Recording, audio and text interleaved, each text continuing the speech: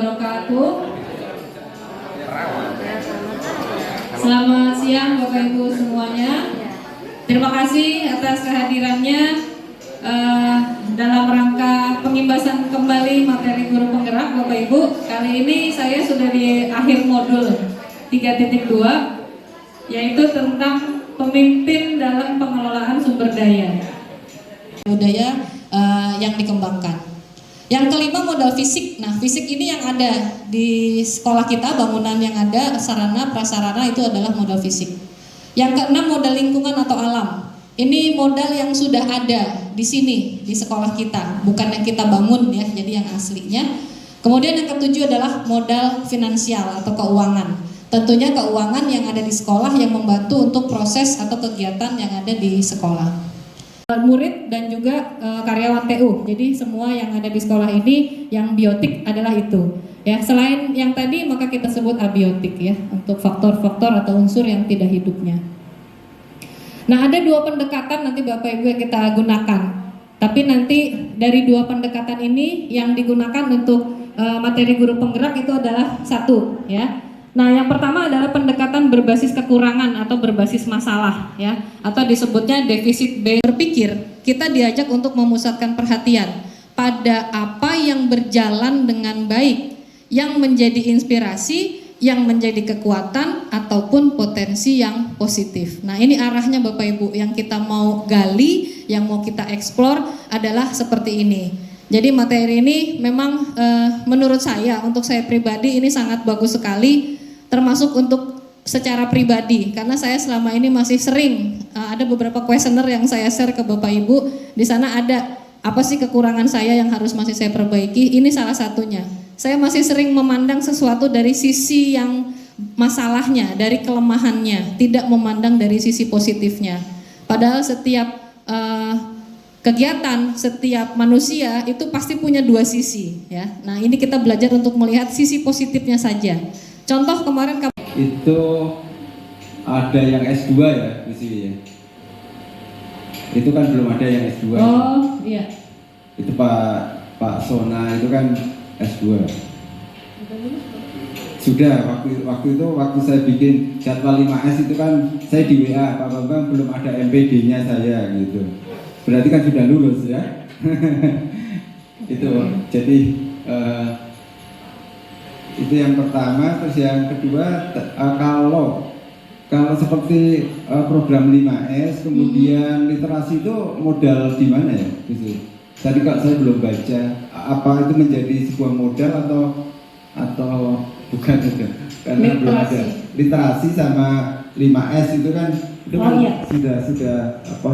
Itu kan sudah membudaya ya, sudah menjadi kebiasaan yang terjadwal. Tapi kok belum ada, itu modal apa itu ya? Ya. Terima kasih. Terima kasih Pak Bambang. Karena Pak Bambang sudah bertanya sambil sekaligus menjawab. Kan itu sudah jadi budaya buat kita. Jadi masuknya ke modal apa? Itu modal budaya Pak Bambang. Ya, jadi saya memasukkan ke modal budaya ya untuk 5S dan literasi ya. Modal fisik, modal agama dan budaya. Dari kegiatannya saya punya kesimpulan, kesannya di sini hanya yang muslim gitu, siswanya gitu. Apakah sudah terwakili di yang pertama ataukah yang umum saja, misalnya perayaan hari besar agama gitu, apakah di situ saja umum dan itu kan umum banget, ataukah hanya termasuk di masyarakat yang religius gitu. Sementara di sini kan dia disikapinya tentang kegiatan modal agama dan budaya itu menyangkut ke siswa kita juga kan, karena kegiatannya ke siswa ya, dan banyak juga siswa yang non muslim.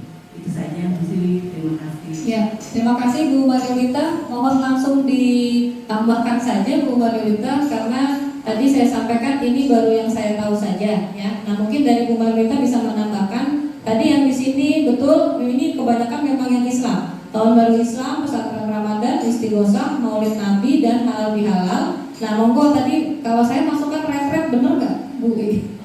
Sementara apa sebutannya, Bu? Sebutannya? Belum kita laksanakan sebentar ini, baru kegiatan Paskah dan Natal. sekali. Segala kekurangan saya tutup. Terima kasih. Assalamualaikum warahmatullahi wabarakatuh.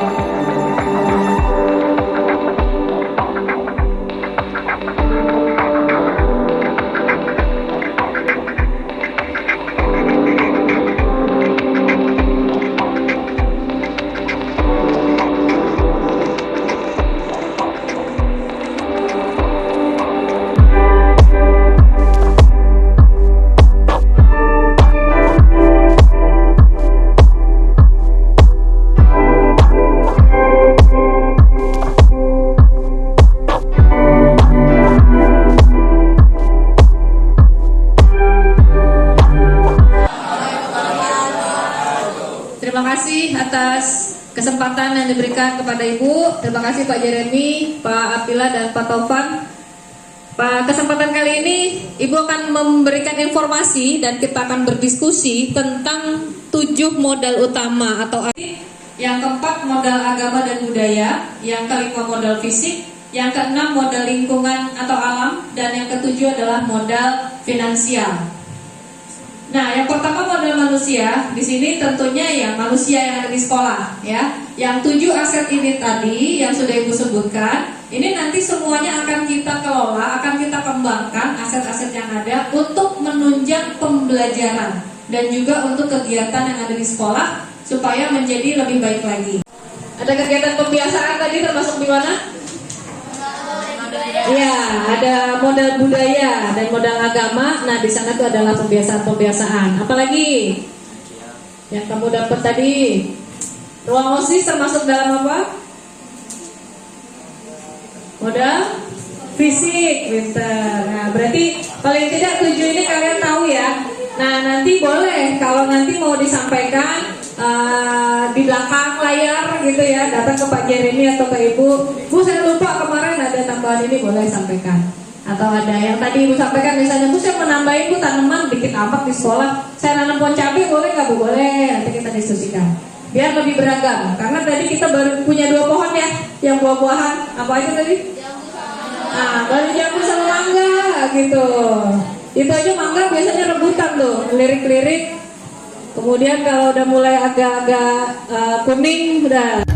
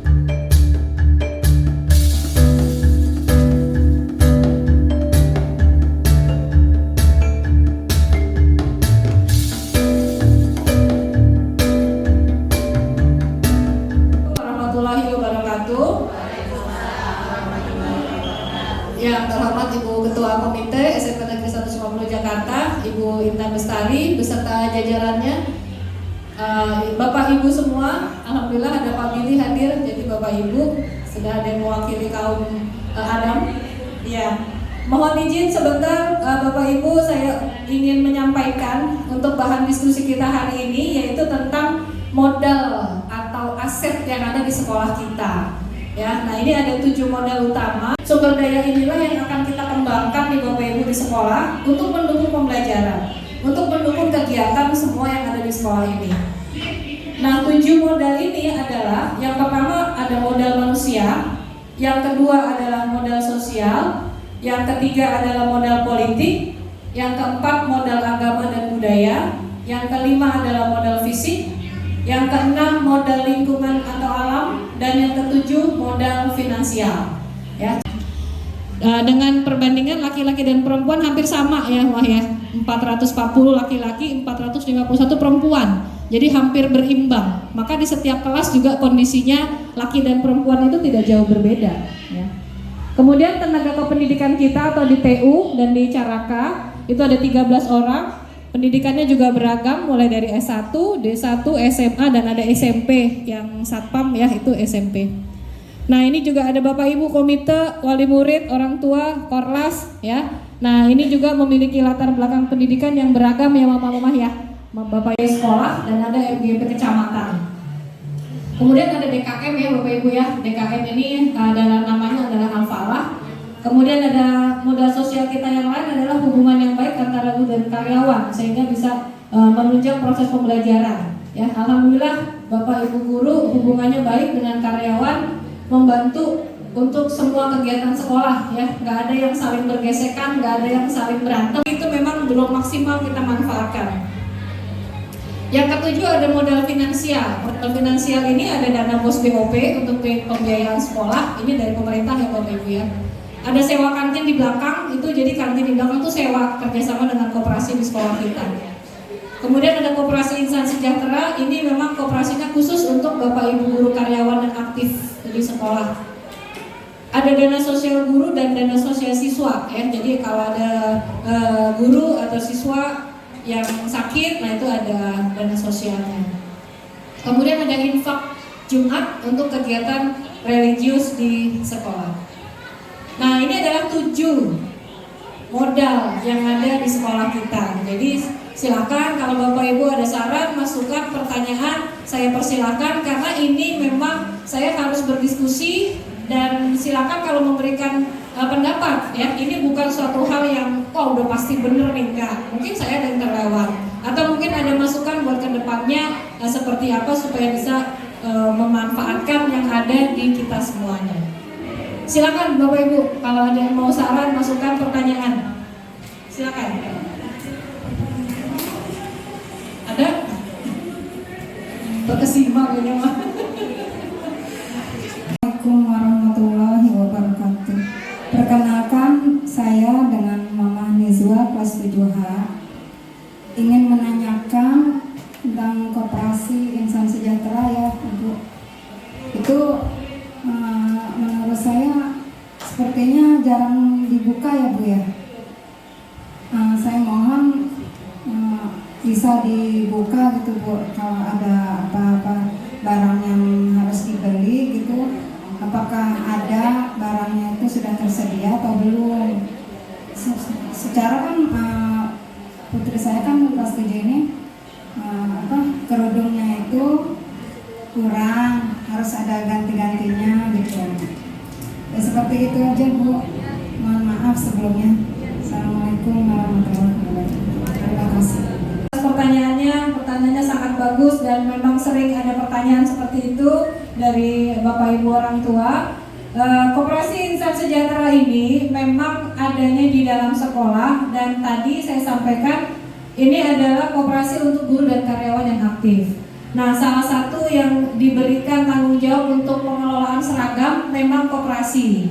Nah, permasalahannya adalah di koperasi ini yang jaga itu guru juga, Mah. Ya, jadi kita nggak punya petugas khusus toko gitu yang buat jualan, sehingga tadi yang disampaikan Mama, waktunya tidak bisa maksimal. Mama datang koperasi tutup gitu ya Ma ya. Pengen beli ini, pengen beli itu, nggak ada yang jaga, harus nyari dulu. Karena itu tadi keterbatasan petugas kita untuk di koperasi, yang bertugas adalah Bapak Ibu guru juga. Nah jadi memang penjualan itu kita kasih jadwal biasanya. Nanti di awal tahun ajaran baru tuh biasanya kita kasih jadwal bukanya jam berapa sampai jam berapa. Karena itu tadi keterbatasan petugas, tidak ada petugas dari luar, hanya dari Bapak Ibu guru saja. Ya, jadi untuk yang tahun ini kita juga evaluasi. Kemarin itu kita memang pesan seragamnya agak telat, sehingga Bapak Ibu belanja itu sudah hampir di akhir semester pertama ya. November, Desember tuh baru belanja, karena memang pemesanannya telat. Kemarin baru pergantian MOU kita dengan koperasi. Nah yang tahun ini insya Allah nanti di Agustus atau Juli akhir itu sudah akan siap seragam. Kalau mama-mama kelas 7 mungkin sudah aman ya. Tapi kelas 7 yang baru nanti itu yang biasanya nanti nyari-nyari. Jadi mungkin nanti juga bisa disampaikan ke rekan-rekan nanti mama-mama, karena mama-mama ini korlas ya. Kondisi koperasi kita seperti itu. Jadi tidak ada petugas khusus. Maka nanti kalau mau itu lihat jadwalnya dulu, kapan bukanya. Dan memang tidak setiap hari kita buka. Ya, karena memang ada barang selain seragam yang dijual, ada alat tulis. Tapi sekali lagi paling bukanya pada saat istirahat ya, atau pergantian yang siang pagi pulang, yang siang masuk, itu kita buka. Jadi tergantung dari jam kosongnya si yang lagi tugas Mam. Jadi biasanya nanti ada Bu Tri, ada Bu Hilma, itu yang petugas di koperasi di sana, di bagian toko. Nah menyesuaikan dengan jadwal beliau-beliau ini. Oh saya kosong nih Bu Siwi, hari Selasa jam ke 4.56, ya beliau di sana gitu. Jadi itu kekurangan dari kami. Terima kasih Ma atas masukannya. Dari waktu ke waktu selalu kita bahas masalah ini, tapi belum ketemu solusi. Karena tadi koperasi hanya untuk guru dan karyawan jumlahnya nggak banyak ya Ma. Kalau untuk menggaji satu saja petugas UMP aja 4 juta, nggak dapat Ma keuntungannya buat bayar petugas gitu. Ya, jadi terima kasih, itu juga sudah kita selalu sampaikan, selalu kita cari solusi, tapi belum ada. Jadi masih selalu Bapak Ibu guru yang bertugas. Ya. Kemudian dengan koperasi, apa di koperasi ada mesin dari si KJP? KJP, biasa KJP. Kalau ternyata belum ada, mau kasih masuk ke kantor mungkin bisa disediakan. Karena kebetulan sekarang KJP nggak bisa tarik tunai. Jadi bisa digesek, itu bisa dipergunakan untuk pembelian di koperasi. Udah itu aja. Assalamualaikum warahmatullahi wabarakatuh. Ke sekolah, ke koperasi untuk bisa melakukan pembayaran ya kayak ATM gitu ya, digesek untuk yang KJP. Nanti akan kita tindak lanjuti karena waktu itu dari Bank DKI sudah hadir, tapi kita belum menindaklanjuti. Karena ada beberapa syarat-syarat dan ketentuan kita harus belajar dulu gitu ya. Karena tadi kembali petugasnya hanya guru. Nah ini guru harus belajar dulu kalau mau menggunakan itu ya. Nah jadi sudah ada rencana seperti itu Ma. Terima kasih atas saran masukannya. Kita sudah punya rencana seperti itu juga, tapi memang belum sampai hari ini belum. Tapi insya Allah akan kita usahakan. Karena itu tadi kita butuh waktu untuk ke Bank DKI-nya untuk diajarin, kemudian memenuhi persyaratan-persyaratannya. Gitu ya Ma. Saran masukannya, alhamdulillah diskusi kita pada hari ini bisa berjalan dengan lancar. Ada masukan-masukan juga untuk sekolah untuk lebih mengembangkan aset atau modal yang ada di sekolah kita, sehingga nanti bisa mendukung pembelajaran dan juga seluruh kegiatan di sekolah kita. Terima kasih Bapak Ibu atas kehadiran dan partisipasinya. Saya ucapkan sekali lagi terima kasih banyak, dan jangan bosan dengan sungkan, tetap menginspirasikan apa-apa yang ada di pikiran Bapak Ibu, selalu dikomunikasikan. Kita pilih yang bisa bermanfaat untuk sekolah kita. Terima kasih. Wabillahi taufiq wal hidayah. Assalamualaikum warahmatullahi wabarakatuh.